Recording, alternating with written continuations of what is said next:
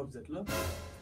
Aujourd'hui, la femme a autant de pouvoir que l'homme en ce qui concerne le marché du travail puis la vie en général.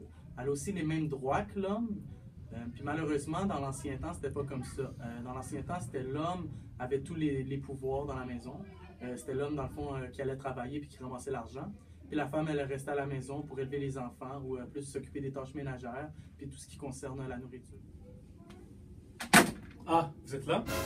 Avant, la religion prenait une place importante dans notre société. Le monde allait à l'église comme passe-temps, comme divertissement, mais pour rendre un compte à Jésus. De nos jours, la religion s'est écartée de la culture québécoise, car aujourd'hui, la population se diversifie et chaque population, chaque nouvelle personne a un autre Dieu. Plusieurs personnes pensent que la religion était bonne et maintenant leurs pensées sont changées grâce à d'autres qui viennent émigrer au Canada. Avec cette conception du monde, la religion s'est écartée de la culture québécoise. Oh, vous êtes là!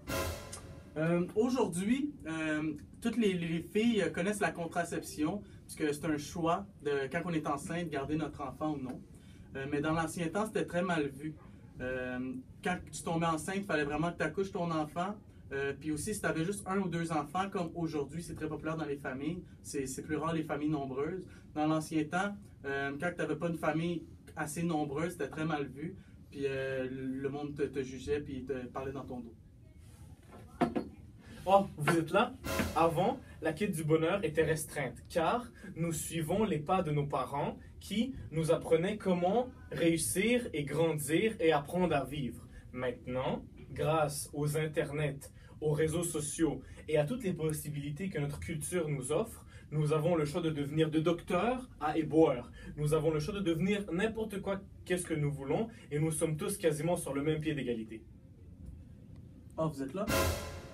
Dans la pièce, À toi pour toujours, ta Marie-Lou, on parle de deux filles, dans le fond, au début. Il y a Manon et Carmen. Puis là, je vais vous parler de la quête du bonheur. D'un sens, il y a Carmen, qu'elle, elle a vraiment décidé de laisser tous les préjugés, puis vraiment de faire ce qu'elle aime, sans porter attention à l'opinion des autres. Elle voulait être chanteuse, fait qu'elle est devenue chanteuse dans un bar, puis elle fait vraiment ce qu'elle aime dans la vie. Puis de l'autre côté, il y a Manon, qu'elle n'est pas revenue de la mort de ses parents. Puis c'est ça, elle vraiment reste dans la maison familiale, puis c'est vraiment, elle fait pas ce qu'elle aime. Elle a vraiment une vie quand même assez malheureuse, puis c'est assez triste de la voir comme ça, contrairement à sa sœur, qu'elle, elle vit vraiment le bonheur, puis elle vit sa vie à fond. Oh, vous êtes là? Dans la pièce À toi pour toujours, ta Marie-Lou, il y a Carmen, qu'elle elle utilise la contraception, parce qu'elle veut avoir le plaisir sexuel, mais sans avoir d'enfant par la suite. Ça, c'est un choix que Manon est complètement en désaccord, parce qu'elle, elle juge que c'est un geste, en parenthèse, de prostituée, puis ça se fait pas. Fait que Manon, elle reste plus calme dans son coin, puis elle veut pas juste avoir du sexe pour le plaisir, parce qu'elle trouve ça sale, mais elle a été élevée dans une mentalité comme ça, que le sexe, c'est sale, puis c'est vraiment juste pour faire des enfants. Tandis que de l'autre côté, Carmen, elle se dit qu'elle vit sa vie à fond, puis qu'elle laisse faire l'opinion des autres. Puis vraiment, elle fait ce qu'elle aime.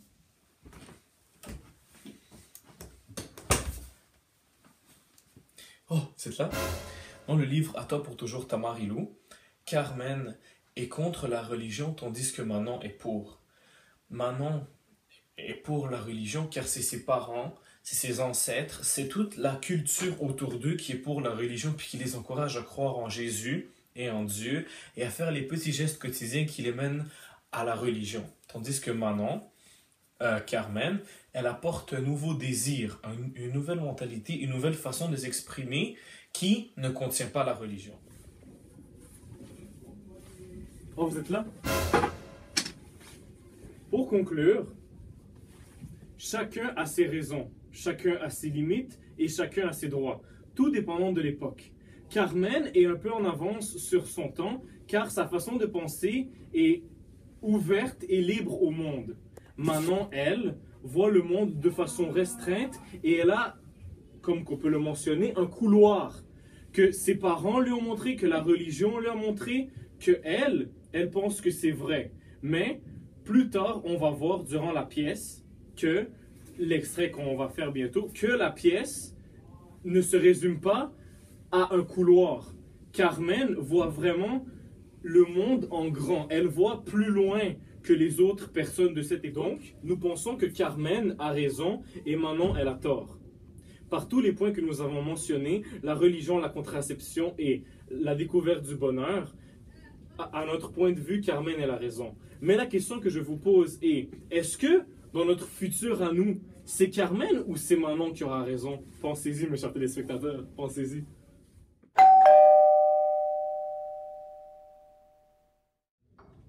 Demain. Ouais. Demain.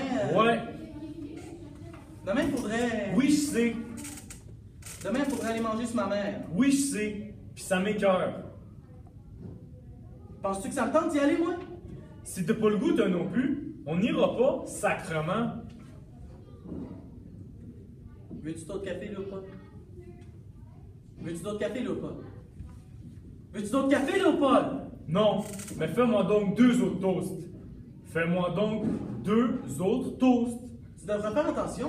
Mange pas trop de pain, là. Le docteur. Laisse faire le docteur Sibolac, puis fais-moi 2 autres toasts. Puis laisse-les pas brûler. Je les veux juste dorés. Juste dorés. Ah, puis laisse donc faire. J'aime les faire tout seul. Hey, je suis capable de te faire. Tes toasts, je suis pas infirme. Je suis pas infirme. Je pense que je vais prendre du café. S'il est pas trop fret. Il était déjà trop chaud tout à l'heure. Pourquoi t'es pas resté couché? C'est samedi. Tu m'as réveillé quand tu t'es levé un matin. Oh, je pensais pas. J'ai pourtant fait attention. Tu m'as réveillé quand t'as sorti du lit en courant. Marie-Louise. J'ai tout entendu ton concert dans les toilettes. Aie pas peur que t'as pas fermé la porte pour que tout le monde t'entende comme il faut, hein? Tu vas pouvoir faire ta martyre pour le restant de la fin de semaine, je suppose. J'ai pas eu le temps de fermer la porte des toilettes. C'est tout. J'ai été obligé de courir. J'ai pas eu le temps de fermer la porte. Ben voyons donc. Tu devrais le sentir que t'étais pour être malade. C'était de te lever avant. J'ai le droit d'être malade, non? J'ai le droit d'être malade, moi aussi.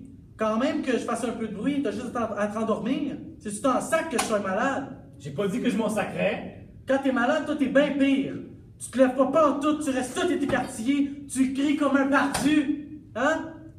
Puis tu renvoies tout dans le lit, comme un cochon. Ma mère a raison de te faire des sermons. T'es comme un enfant. Moi, quand ça me prend tout d'un coup. J'ai pas le temps de rien faire.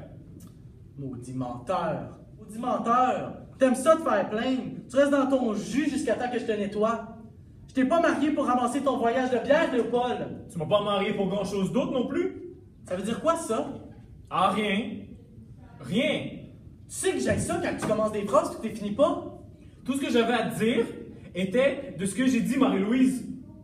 Tu m'as pas marié pour grand chose d'autre non plus? C'est clair. Puis c'est tout. T'es tous des brûles, Marie-Louise.